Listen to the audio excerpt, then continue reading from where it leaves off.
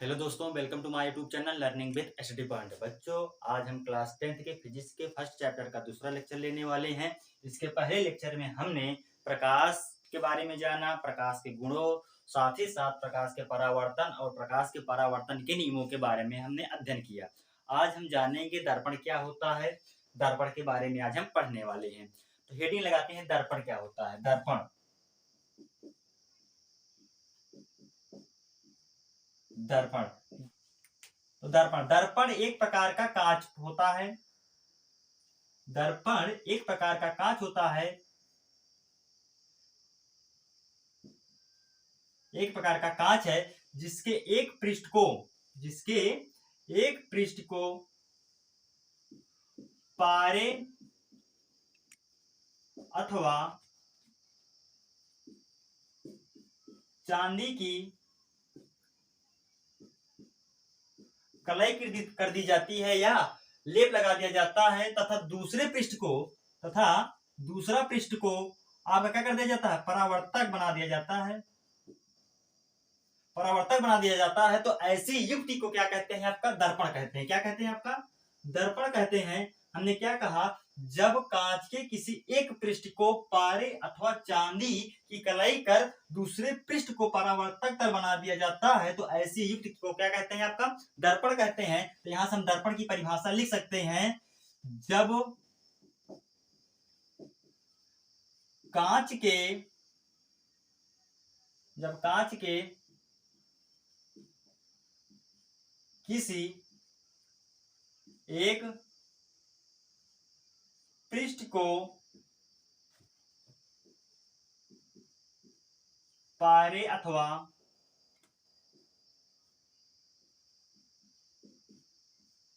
चांदी की कलाई कर दूसरे पृष्ठ को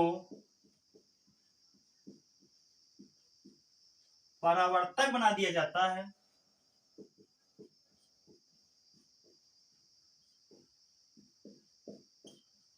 है तो उसे दर्पण कहते हैं।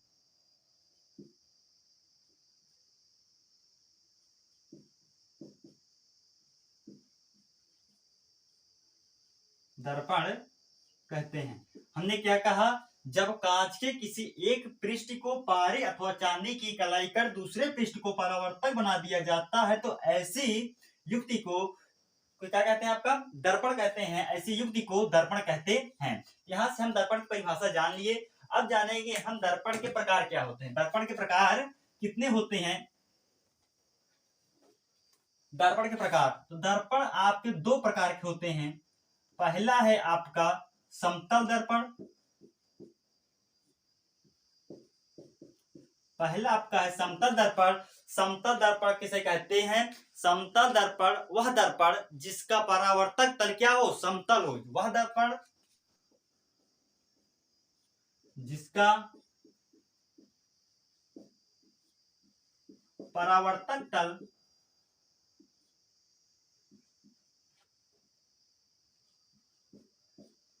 समतल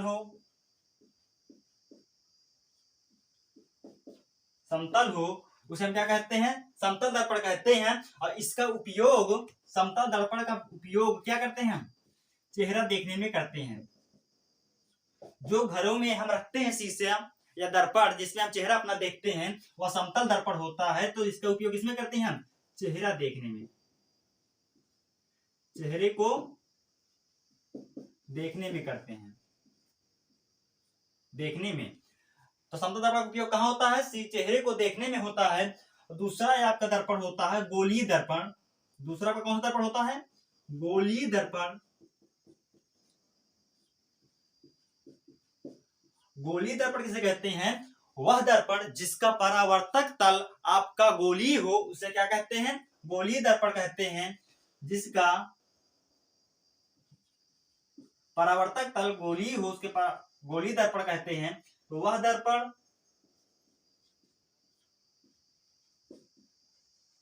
जिसका परावर्तक तल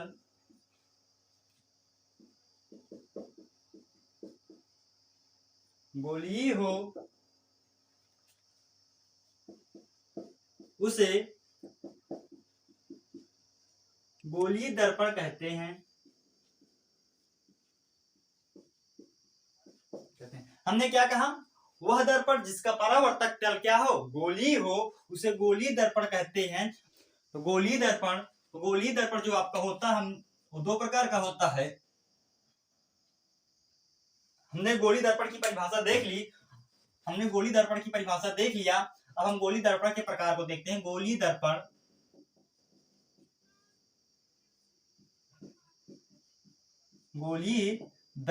आपके दो प्रकार के होते हैं। पहला होता है आपका अवतल दर्पण। अवतल दर्पण किसे कहते हैं, वह गोलीय दर्पण जिसका परावर्तक तल क्या हो, अंदर की ओर धसा हो, उसे अवतल दर्पण कहते हैं। यहां से लिख लीजिए, वह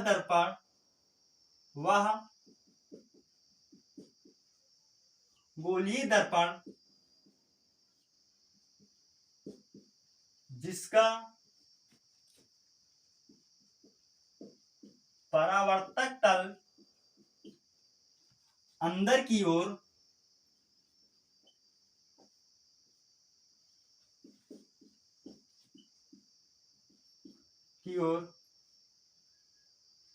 दबा हुआ होता है,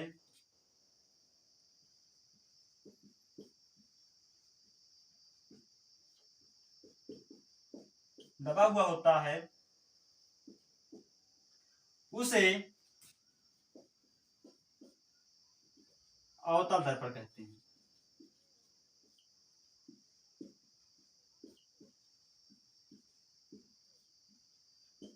हमने क्या कहा, वह गोलीय दर्पण जिसका परावर्तक तल क्या हो, अंदर की ओर दबा हो या धसा हुआ होता है, उसे हम कहते हैं अवतल दर्पण। आप इसका चित्र कैसे बनता है, तो मान लीजिए आपका एक खोखले गोले का भाग है, जिसके बाहर की ओर कलाई कर अंदर की पृष्ठ को क्या बना देते हैं, परावर्तक बना दिया जाता है। तो यह दर्पण आपका क्या कहलाता है, गोलीय दर्पण कहलाता है। और गोलीय दर्पण का उपयोग गोलीय दर्पण का उपयोग जो होता है, यह वस्तुओं को बड़ा देखने के लिए होता है। गोलीय दर्पण का उपयोग जो होता है, वस्तुओं को बड़ा देखने के लिए होता है। इसका उपयोग दाढ़ी बनाने में किया जाता है, नाई के दुकान पे जो शीशा या दर्पण लगा होता है, वह अवतल दर्पण होता है। दूसरा आपका नाक कान की जांच करने में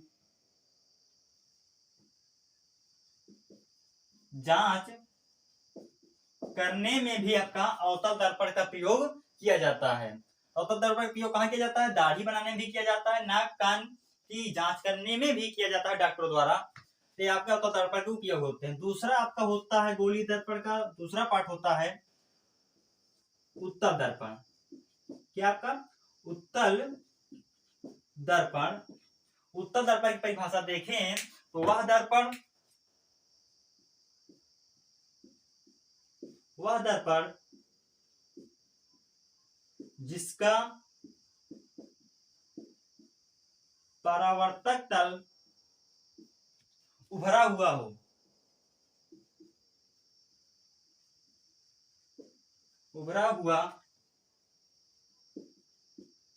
होता है, उसे उत्तल दर्पण कहते हैं। हमने क्या कहा, वह दर्पण जिसका परावर्तक तल उभरा हुआ होता है, उसे उत्तल दर्पण कहते हैं। या आप इसे शॉर्ट से समझ सकते हैं, उसे उत्तल और उसे उत्तल उससे उभरा कहने का मतलब जिसका परावर्तक तल क्या होगा, उभरा हुआ होगा, वह उत्तल दर्पण होगा। और जिसका परावर्तक तल अंदर की ओर धसा हुआ होता है, उसे हम क्या कहते हैं, अवतल दर्पण कहते हैं। तो यहां से उत्तल दर्पण के उपयोग लिख लीजिए। इसका उपयोग कहां होता है, तो उत्तल दर्पण का उपयोग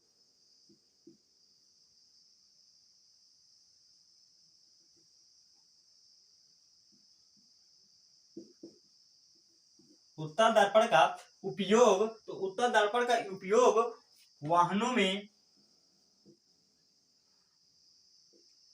उत्तल दर्पण का उपयोग वाहनों में पीछे की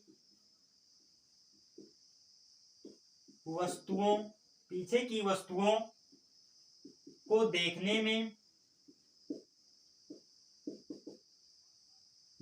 किया जाता है। तो उत्तल दर्पण क्यों कहा जाता है? वाहनों के पीछे, वाहनों में पीछे की वस्तुओं को देखने में किया जाता है। जो आपके बाइक के जो साइड दर्पण होते हैं, वह कौन सा दर्पण होता है? उत्तल दर्पण होता है। वह क्या होता है? उत्तल दर्पण होता है। आपका दूसरा लिख लीजिए, सड़क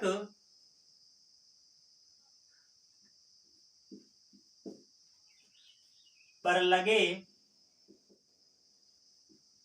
लाइट में, सड़क पर लगे लाइट में इसका उपयोग होता है, क्योंकि यह प्रकाश को फैला देता है। जो उत्तल दर्पण होता है क्या करता है? प्रकाश को फैला देता है, इसीलिए सड़क पर लगे लाइटों में इसका उपयोग किया जाता है। तो यहाँ तक आप इसका स्क्रीनशॉट ले लीजिए, नहीं तो इसका पीडीएफ आपको टेलीग्राम चैनल पर मिल जाएगा, जिसका लिंक आपको चैनल के डिस्क्रिप्शन में दिया गया है। अगर अभी तक आप वीडियो को लाइक नहीं किए हो तो वीडियो को लाइक कर दीजिए, साथ साथ अपने दोस्तों तक भी शेयर कर दीजिए और चैनल को सब्सक्राइब भी कर लीजिए।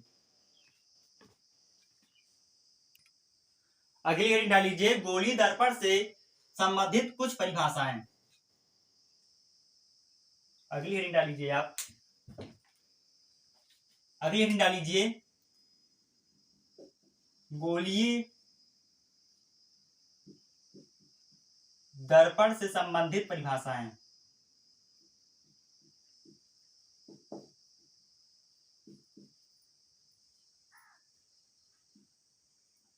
संबंधित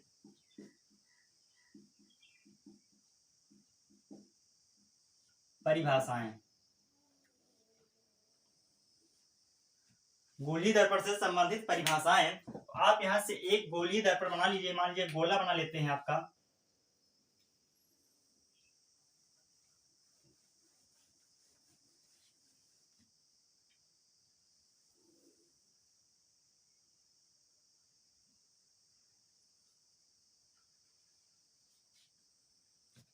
यह एक प्रकार का खोखला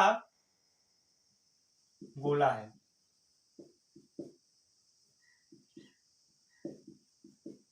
क्या एक प्रकार का खोखला गोला है, जिसमें से हमने एक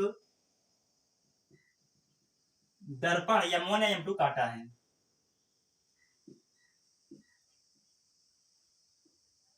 इसके बाहर की ओर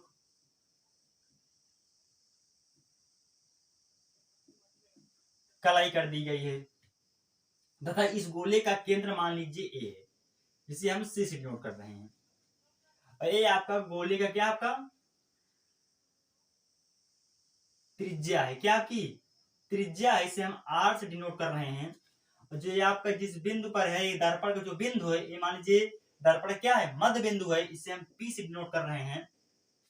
तो यहां से आप पी को हम क्या कहते हैं? ध्रुव, दर्पण का ध्रुव कहते हैं।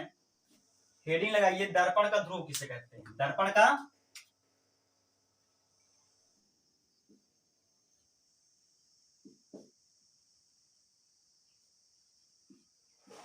पी।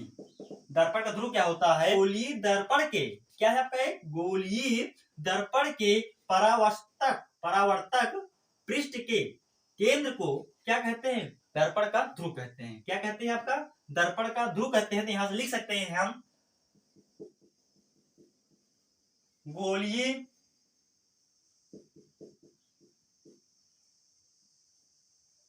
दर्पण के परावर्तक पृष्ठ, किसका? क्या? परावर्तक पृष्ठ के केंद्र को,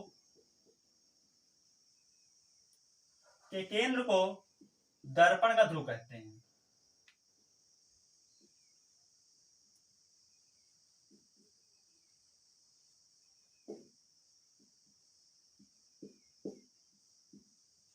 तो दर्पण का ध्रुव क्या होता है? गोलीय दर्पण के परावर्तक पृष्ठ, गोलीय दर्पण के परावर्तक पृष्ठ के केंद्र को दर्पण का क्या कहते हैं? ध्रुव कहते हैं। दर्पण का क्या कहते हैं? ध्रुव कहते हैं। जहां ये पॉइंट P है, यहाँ पर क्या है? ये दोनों M1 और M2 परावर्तक जो गोलीय दर्पण है, इसके परावर्तक पृष्ठ क्या है? मध्य बिंदु है। मतलब यहां से MP जो है, M1 P equal to PM2 आपस में क्या होंगे? बराबर होंगे। कहने का मतलब यह जो P पॉइंट है, यहाँ पर क्या है? मध्य बिंदु है। वही हमने परिभाषा क्या दिया? गोलीय दर्पण के परावर्तक पृष्ठ के केंद्र को, परावर्तक जो पृष्ठ है इसी के केंद्र को दर्पण का क्या कहते हैं? ध्रुव कहते हैं।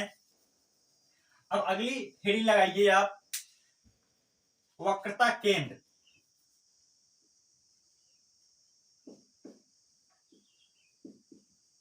वक्रता केंद्र क्या होता है? गोलीय दर्पण जिस खोखले गोले का भाग होता है, इसी के केंद्र को क्या कहते हैं? वक्रता केंद्र कहते हैं। यहां से आप डिफिनेशन लिख सकते हैं, गोलीय दर्पण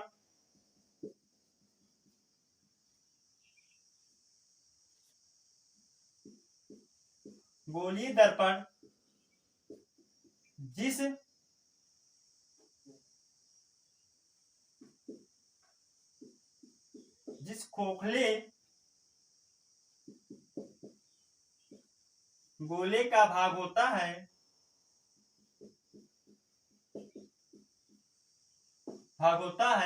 उसी के केंद्र को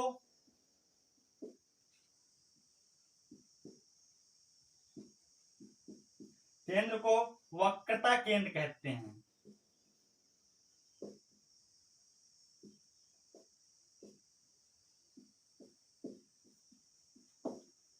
हैं। इसे C से प्रदर्शित करते हैं।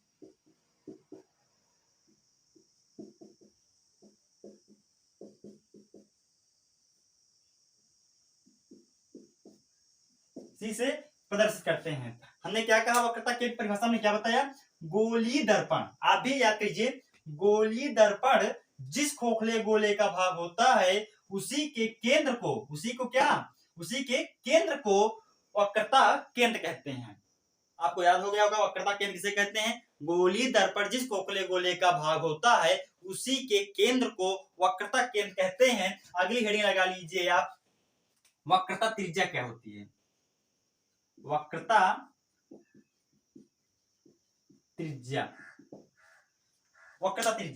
गोलीय दर्पण जिस खोखले गोले का भाग होता है, उसी की त्रिज्या को आप क्या कहते हैं? वक्रता त्रिज्या कहते हैं। हमने क्या कहा? गोलीय दर्पण जिस खोखले गोले का भाग होता है, उसी की त्रिज्या जो आपकी है, उसी की त्रिज्या को क्या कहते हैं? आपका वक्रता त्रिज्या कहते हैं। यहां से लिख लीजिए,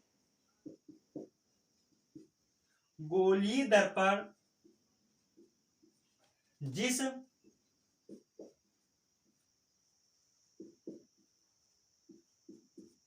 खोखले गोले का भाग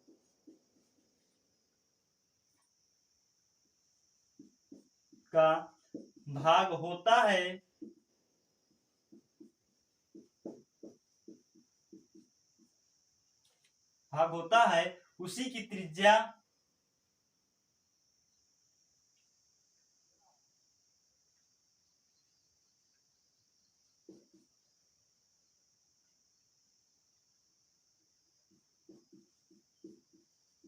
उसी की त्रिज्या वक्रता त्रिज्या कहलाती है।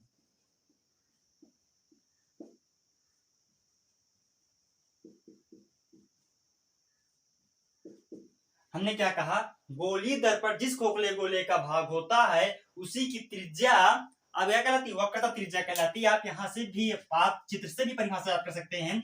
गोलीय दर्पण, ये क्या आपका है? गोलीय दर्पण। M1 M2 क्या आपका? गोलीय दर्पण है। तो गोलीय दर्पण जो है M1 M2, ये आपका किसी खोखले गोले से ही काटा गया है। क्या आपका है? यह खोखले गोले से ही काटा गया है। हम यहां से हम कह सकते हैं, गोलीय दर्पण, ये जो M1 M2 गोलीय दर्पण जिस खोखले गोले का भाग है, उसी की त्रिज्या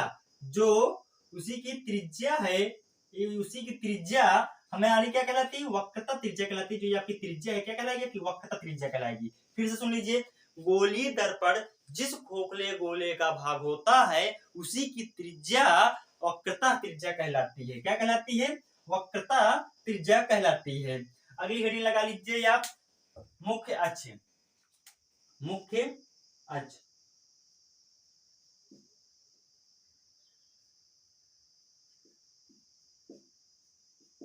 मुख्य अक्ष क्या होता है? मुख्य अक्ष होता है आपका दर्पण के ध्रुव तथा वक्रता केंद्र। दर्पण का ध्रुव तथा वक्रता केंद्र को मिलाने वाली जो रेखा होती है यही आपकी क्या कहलाती है? मुख्य अक्ष कहलाती है। मिलाने वाली रेखा क्या कहलाई आपकी? मुख्य अक्ष। हमने क्या कहा? दर्पण के ध्रुव तथा वक्रता केंद्र को मिलाने वाली जो रेखा होती है वही आपकी क्या कहलाती है? मुख्य अक्ष कहलाती है। क्या कहलाती है? मुख्य अक्ष कहलाती है। यहां से आप परिभाषा इसकी लिख सकते हैं, दर्पण के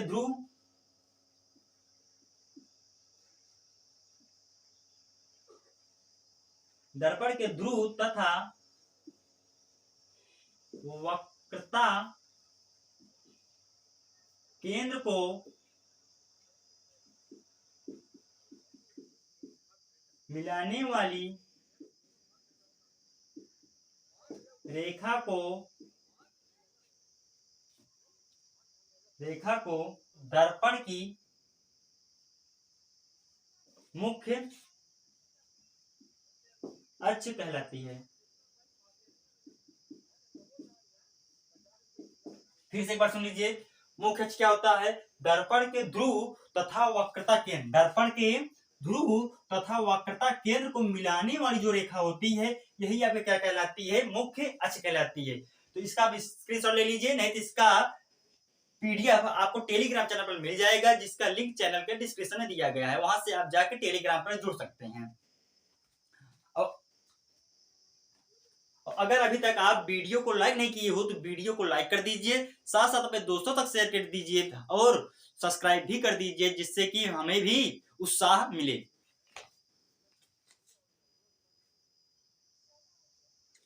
अगली हेडिंग लगा लीजिए, मुख्य फोकस। अगली हेडिंग लगाइए, मुख्य फोकस। मुख्य फोकस आपका क्या होता है? मुख्य अक्ष के समांतर आने वाली प्रकाश की किरण दर्पण से टकराकर जिस बिंदु से होकर गुजरती है वह क्या कहलाता है? बिंदु। मुख्य फोकस कहलाता है। क्या कहलाता है आपका? मुख्य फोकस कहलाता है। हमने क्या कहा? मुख्य अक्ष के समांतर आने वाली प्रकाश की किरण दर्पण से टकराकर जिस बिंदु से होकर गुजरती है उसे क्या कहते हैं? आपका मुख्य फोकस कहते हैं। यहां से आप इसकी परिभाषा लिख लीजिए, मुख्य अक्ष के समांतर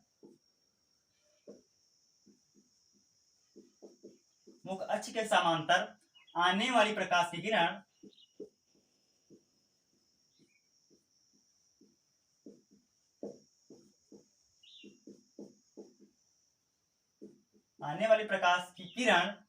दर्पण से टकराकर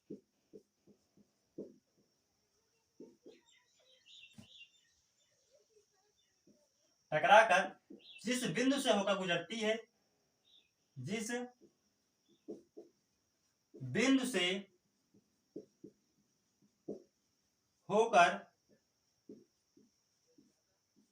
गुजरती है गुजरती है मुख्य फोकस कहलाती है। मुख्य फोकस कहलाती है।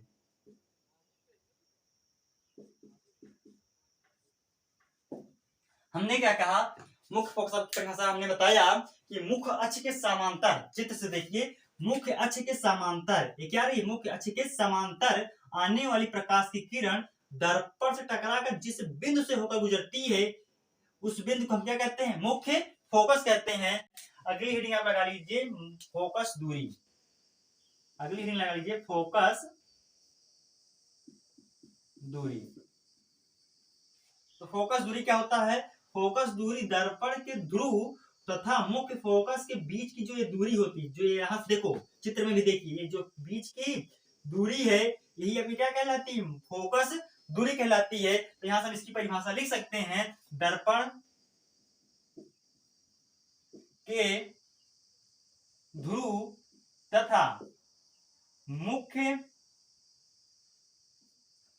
फोकस के बीच की दूरी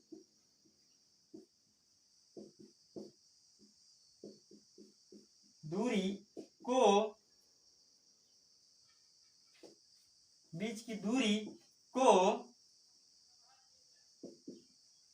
फोकस दूरी कहते हैं। फोकस दूरी कहते हैं।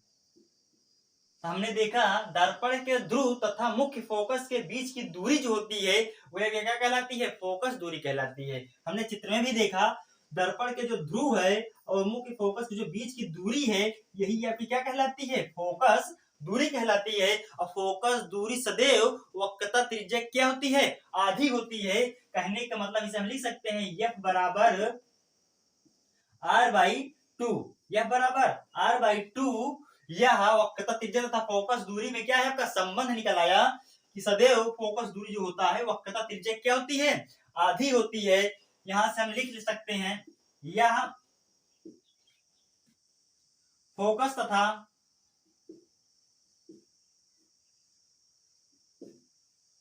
वक्रता त्रिज्या में संबंध है।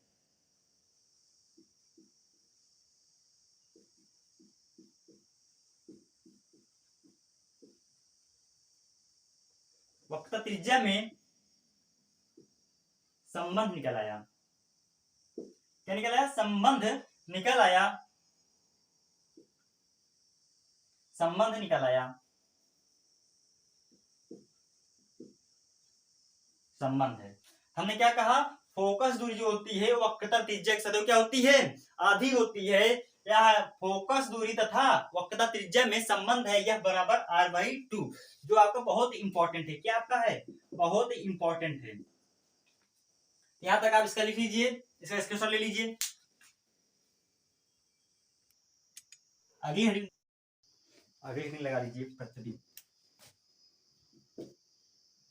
प्रतिबिंब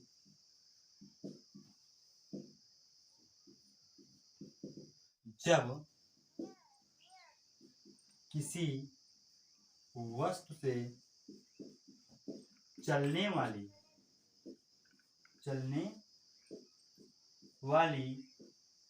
प्रकाश की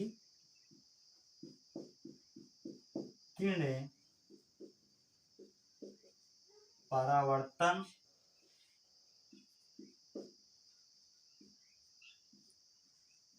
तथा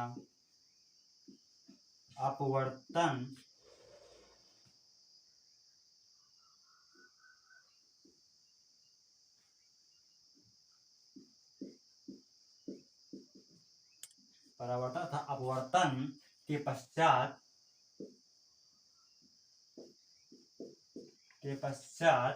जिस बिंदु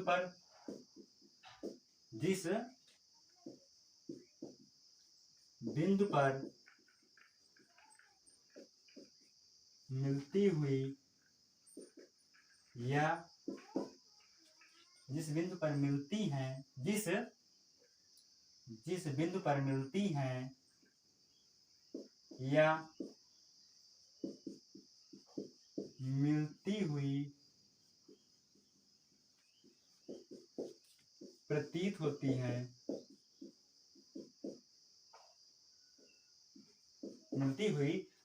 होती हैं, उस बिंदु को प्रथम बिंदु का प्रतिबिंब कहते हैं।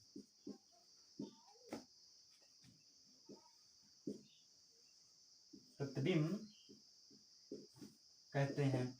हमने क्या कहा, जब किसी वस्तु से चलने वाली प्रकाश की किरणें परावर्तन तथा अपवर्तन के पश्चात जिस बिंदु पर मिलती हैं या मिलती हुई प्रतीत होती हैं, उस बिंदु को हम प्रथम बिंदु का प्रतिबिंब कहते हैं। हमने क्या कहा, उस बिंदु को हम क्या कहते हैं, प्रथम बिंदु का प्रतिबिंब कहते हैं। और आपका जो प्रतिबिंब होता है यह दो प्रकार का होता है। जो आपका प्रतिबिंब होता है यह दो प्रकार का होता है। पहला होता है आपका वास्तविक प्रतिबिंब, वास्तविक प्रतिबिंब। वास्तविक प्रतिबिंब क्या होता है, जब किसी वस्तु से चलने वाला, जब किसी वस्तु चलने वाली प्रकाश की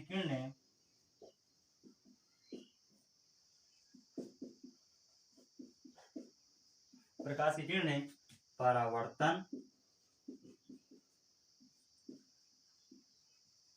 अथवा अपवर्तन के पश्चात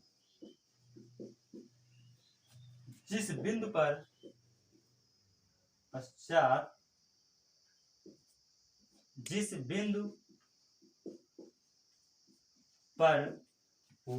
वास्तव में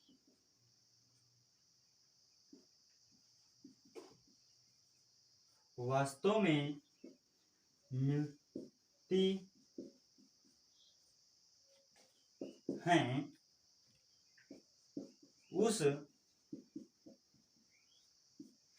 बिंदु पर बना प्रतिबिंब वास्तविक प्रतिबिंब कहलाता है। बना प्रतिबिंब वास्तविक प्रतिबिंब कहलाता है।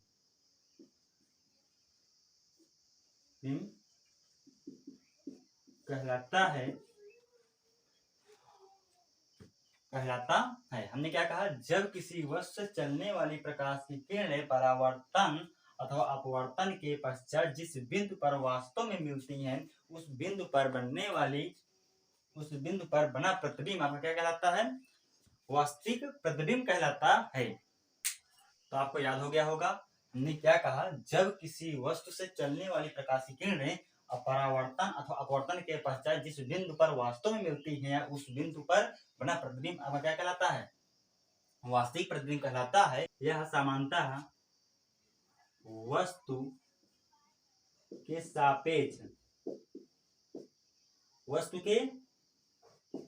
सापेक्ष उल्टा होता है। क्या होता है आपका, उल्टा होता है। और इस प्रतिबिंब को पर्दे पर प्राप्त किया जा सकता है। हमने क्या कहा, इस प्रतिबिंब को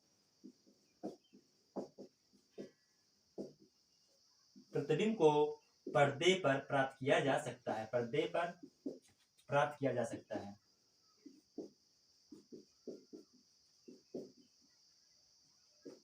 किया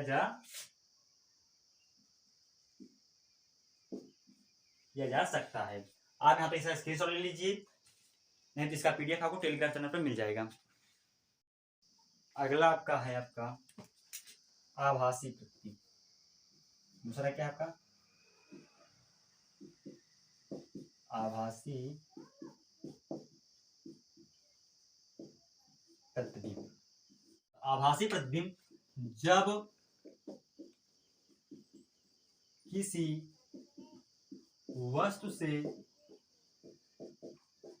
चलने वाली प्रकाश की किरणें परावर्तन अथवा अपवर्तन के पश्चात किसी दूसरे बिंदु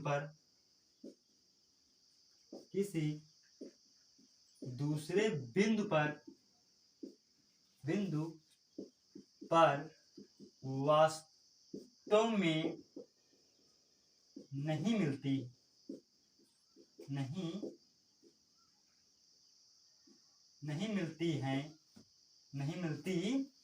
हैं बल्कि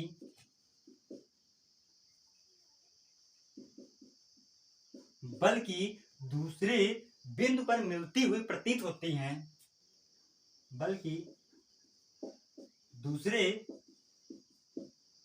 बिंदु पर